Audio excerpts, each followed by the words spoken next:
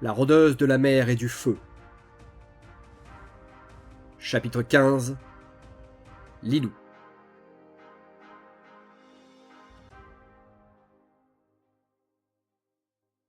Ce matin, un croissant chaud à la main, je sors à peine du refuge des gourmands qu'un horreur m'interpelle. « Votre père désire vous voir immédiatement !» Partin, même pas le temps de déjeuner. Front dégarni avec une barbe et des cheveux courts, poivre et sel, yeux azèles profonds reflétant son vécu, ses années et ses combats, Vindicael porte un harnois d'apparat et un tabard au livret de notre guilde. La mer Soleil, naissante sur fond orange. Dos à nous, devant la fenêtre de son bureau qui donne sur la ville, il observe, un éternel cure-dent aux lèvres, la pâle lueur du jour émergente des lambeaux de nuages qui flottent haut dans le ciel, poussés par un vent d'est. Avec Arrakis et moi, 3 autres personnes sont présentes, dont une que je dévisage avec un air déconcerté, les sourcils relevés, la bouche entr'ouverte. Eridan.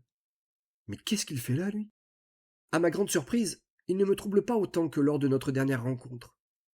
Son apparence, bien que digne d'un soldat aguerri, n'a rien de particulièrement intimidante.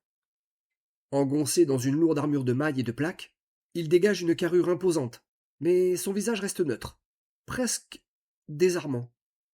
Son ceinturon supporte le fourreau d'une épée bien entretenue. Je cherche une explication à ce calme inattendu. Aubin ? J'avais cru que sa présence avait suffi à me déstabiliser.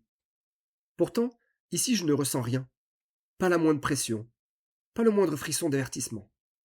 C'est comme si cet Eridan-là n'était pas le même homme. Ce constat m'intrigue, presque autant qu'il me rassure. J'essaie de me convaincre que la gêne éprouvée ce jour-là n'était qu'un effet passager, peut-être amplifié par le contexte, mais cette hypothèse sonne étrangement creux dans mon esprit. Le soldat attend, les bras croisés. Sentant sans doute mon attention insistante sur lui, il me décoche un sourire que je fuis immédiatement, en m'empourprant. J'ai parlé trop vite. Je détourne les yeux, fixant mes bottes, comme si elles cachaient une réponse. Je m'efforce de rassembler mes pensées, mais elles s'égarent à chaque instant. Une voix féminine, douce et enjouée, s'élève soudain, tranchant le fil de mon embarras. Je relève la tête, vers la Séraphin, qui attend patiemment à côté du guerrier, et qui vient de lui répondre je ne sais quoi à l'une de ses questions. Ses cheveux argentés, tressés en une longue natte serrée par un bandeau sciant, captent les lueurs du matin et confèrent à son visage une aura presque céleste. Sa peau nacrée souligne la finesse de ses traits, tandis que ses prunelles d'un vert perçant semblent sonder les âmes. Drapée dans une tunique bleue aux couleurs des poussières d'étoiles, elle déploie ses ailes immaculées avec une grâce qui rend sa présence à la fois majestueuse et irréelle. Un instant, je me retrouve captivé.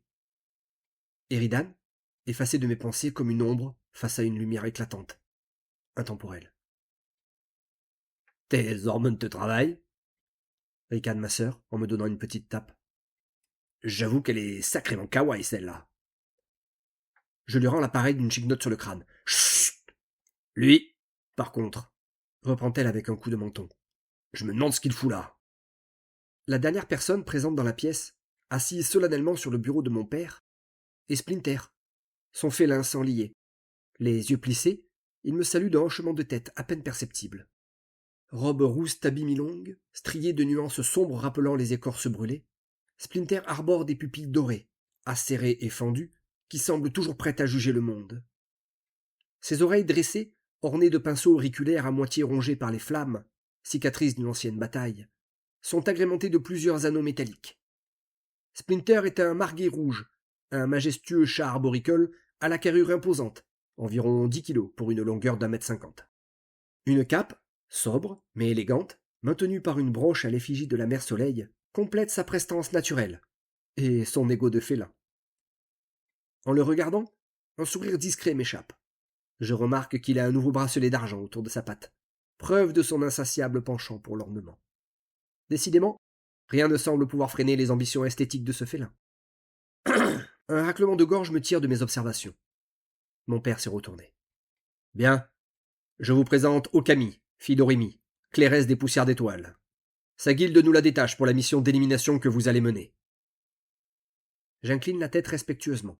Elle me rend mon salut d'un magnifique sourire, dont la grâce et la beauté me font chavirer. J'ai l'impression que mon cœur remonte à mes lèvres et s'apprête à jaillir violemment de ma gorge. Elle sera votre guérisseuse, reprend le paladin. Que les ondes du soigne-monde nous gardent, dit-elle. Sa voix d'ambre est fluide et vaporeuse, avec les intonations des lointaines îles du confin. Ensuite, continue mon père, voici Splinter, mon camarade de toujours. Il vous accompagnera et veillera également sur vous. Il désigne d'un geste de la main le chat, qui nous salue à son tour. Lilou, Arrakis, c'est un plaisir de partir enfin en raid avec vous, miaule-t-il. Je lui réponds d'un hochement discret, le visage fendu d'un sourire. Je suis contente que Splinter, aussi appelé Rouge 13, participe à la mission, mais... Je jette un œil en coin à ma sœur et m'aperçois qu'elle accuse le coup sans sourciller. Sa grappe-dieu se lève vers moi, et elle hausse les épaules. « Je le boufferai s'il me les brise, dit-elle d'une voix nonchalante. Je secoue la tête en pouffant. « Quoi » grince-t-elle. « Ce greffier me déteste, et c'est réciproque. » Et pour finir, termine mon père, Eridan, fils de Liliane, un membre nouvellement promis dans nos rangs. Il sera votre guerrier. C'est un honneur pour moi, dit-il en s'inclinant respectueusement devant le maître de la guilde. Je grimace. Même sa voix semble appartenir à une autre personne. Aujourd'hui, elle est monocorde, grave, dénuée de toute chaleur. Chaque mot qu'il prononce tombe avec une lourdeur presque mécanique, bien loin de celle qu'il avait la veille. Hier encore, elle était douce, envoûtante, empreinte d'une musicalité presque hypnotique, qui paraissait s'accrocher à l'air lui-même. Cette transformation me déroute, comme si l'homme que j'avais rencontré avait été remplacé par une ombre, plus austère et insaisissable. L'hypothèse d'Arrakis qu'il m'avait finalement abordé sous aura remonte dans mes pensées. « Un noob pour nous accompagner » siffle Arrakis. « Tu pouvais pas trouver moins useless, Lundy ?» Le War ne semble pas impacté par la réaction plutôt vache de la Tarankas. Useless étant un terme militaire que l'on pourrait traduire par inutile, il a donc parfaitement compris l'insulte. Mais en plus de l'ignorer, un infime sourire de mépris se tend sur ses lèvres. « Il a fait ses preuves, » réplique mon père sans même regarder ma sœur. « Tu pourrais essayer de ne pas juger les gens au premier coup d'œil pour une fois. » Je fronce les sourcils, attendant presque avec horreur la réaction de la Tarankas. Mais cette dernière se contente de lui offrir un de ses rictus carnassiers, qui en dit long sur ce qu'elle pense vraiment de la situation. Cette mission débute sous de bien sombres auspices. Me voilà escorté par une mage d'une guilde rivale à la beauté renversante, un guerrier dont le charme trouble bien trop mon esprit, et deux aînés qui s'entendent comme chien et chat. Un mélange si explosif ne peut augurer rien de bon. Vous partez demain à l'aube, mais le briefing aura lieu ce soir, ici même. Profitez de l'après-midi pour faire connaissance, conclut mon père. Alors que mes yeux sont arrondis sous la surprise d'une telle précipitation, le maître des aurores nous dévisage patiemment. Puis, après avoir sondé nos regards, ou je ne sais quoi d'autre, il reprend. Vous pouvez disposer. Okami et Eridan obéissent, s'inclinant légèrement avant de quitter la pièce avec une aisance presque synchronisée. Je reste en retrait, observant leur départ. Lorsque le silence s'installe à nouveau, je prends une profonde inspiration et m'avance, laissant la porte se refermer doucement derrière eux.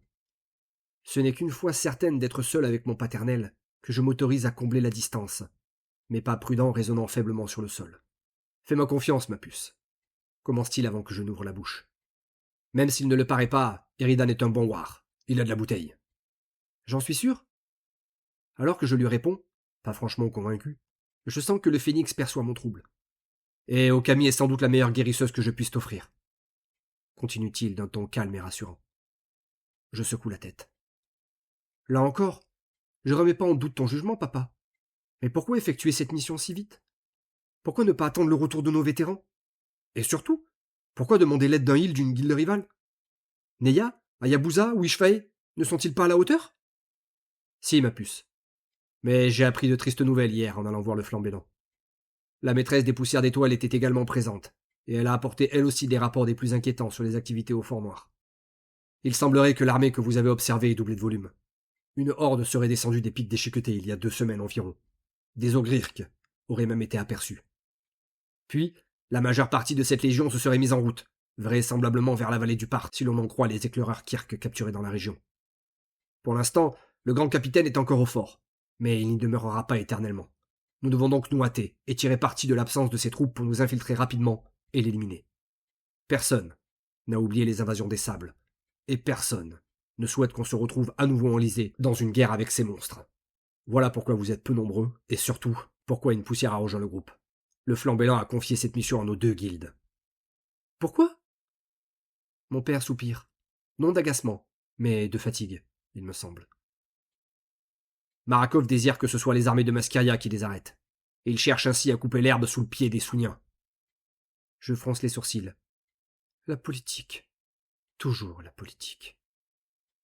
Tu n'es pas sans savoir que les Suniens et les partisans ne s'entendent pas vraiment, et le Flambellan ne veut surtout pas qu'ils profitent de cette occasion pour asseoir leur influence sur les Goliaths de la vallée.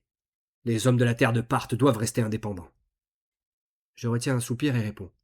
Et donc il est prêt à envoyer une équipe au casse-pipe pour éviter cela.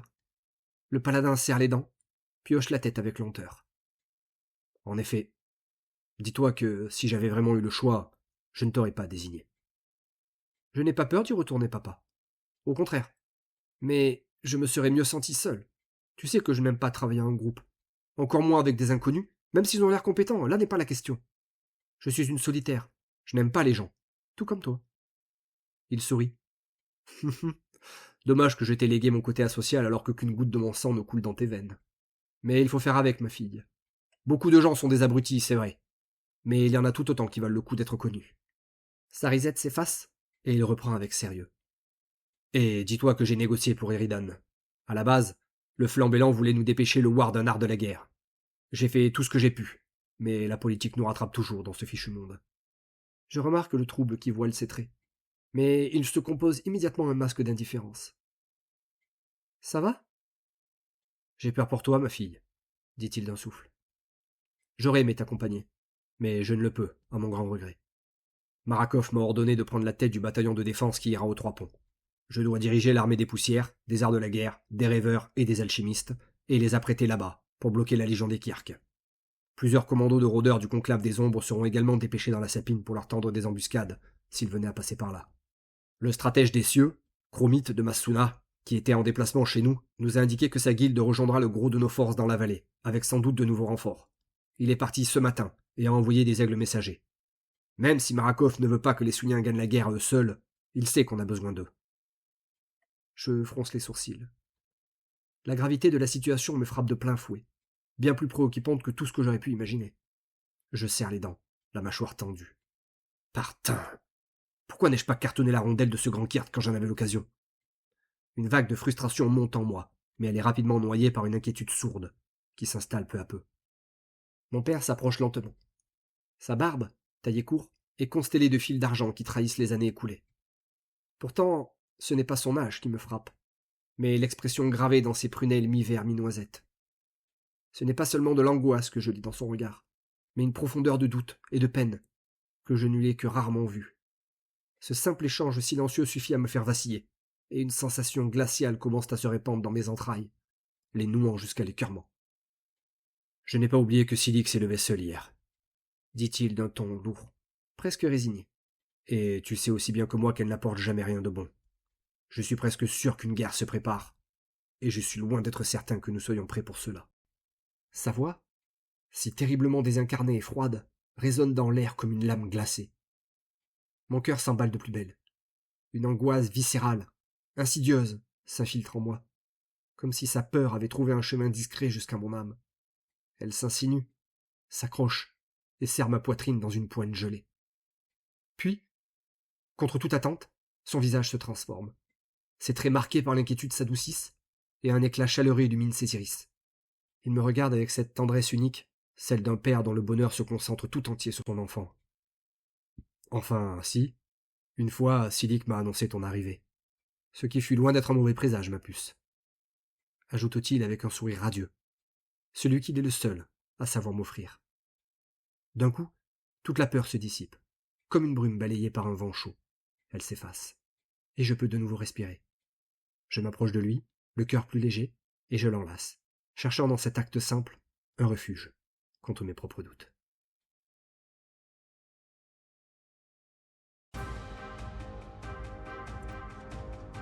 Encyclopédie des savoirs anciens. Poussière d'étoiles. Guilde d'aventuriers.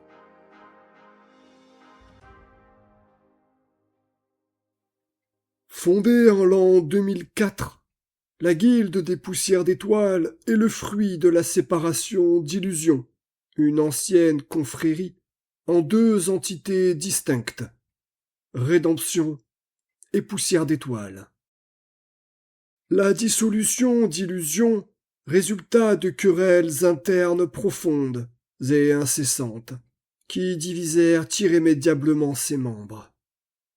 Les deux compagnies, issues de cette scission, bien que créées à partir d'une même origine, continuèrent à entretenir des différends, avec une rivalité féroce, pendant des années. Chacune nourrissant des rancœurs à l'égard de l'autre, elles se retrouvèrent avec le temps dans une animosité qui ne s'est jamais totalement apaisée. Rédemption et Poussière d'Étoiles devinrent, en somme, des ennemis jurés, comme le sont le chien et le chat. Lors de la bataille de Masqueria, les Poussières d'Étoiles tentèrent de contrecarrer les actions de Rédemption. Cependant, la plupart des membres les plus aguerris de l'organisation étaient absents, en mission à ce moment-là, ce qui leur coûta une défaite cuisante. Leur échec déboucha sur de lourdes pertes humaines, commémorées aujourd'hui par le mur des mémoires, un monument de pierre noire gravé de noms, érigé devant leur quartier général. Après la déroute de Rédemption, marquée par la destruction des traîtres par Vindicael et ses compagnons, les Poussières d'Étoiles tentèrent de reconstruire leurs rangs, mais ils demeurèrent dans l'ombre des aurores éternelles, une nouvelle guilde créée à la suite de la bataille et vue comme les sauveurs de Masqueria. La majorité des fondateurs des aurores étaient d'anciens membres de Rédemption, ce qui raviva la rancœur de Tyran, le maître des poussières à l'époque. Son ressentiment envers Rédemption se transformant alors en une hostilité ouverte à l'égard des aurores.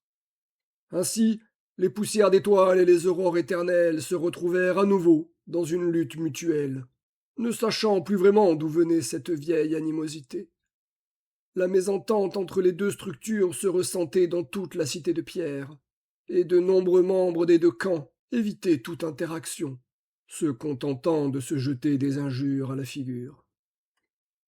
Ce climat de tension commença néanmoins à s'apaiser après le changement de gouvernance au sein des Poussières d'Étoiles en l'an 2014.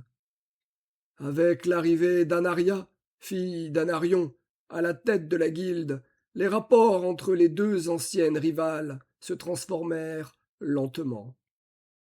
Les dirigeants des Aurores et des Poussières d'Étoiles, autrefois ennemis, engagèrent des discussions et établirent des partenariats. Au fil des années, cette collaboration progressive et mesurée a permis de créer de nouveaux liens et de surmonter les barrières d'antan. Aujourd'hui, bien que les cicatrices du passé demeurent, Aurore éternelle et Poussière d'étoiles parviennent à travailler de concert pour protéger Masqueria. Cette alliance fragile, née des cendres de Rédemption, témoigne que même les plus vieilles rancœurs peuvent s'apaiser face à un adversaire commun. Par Sir Dariden, maître du savoir de Massilia.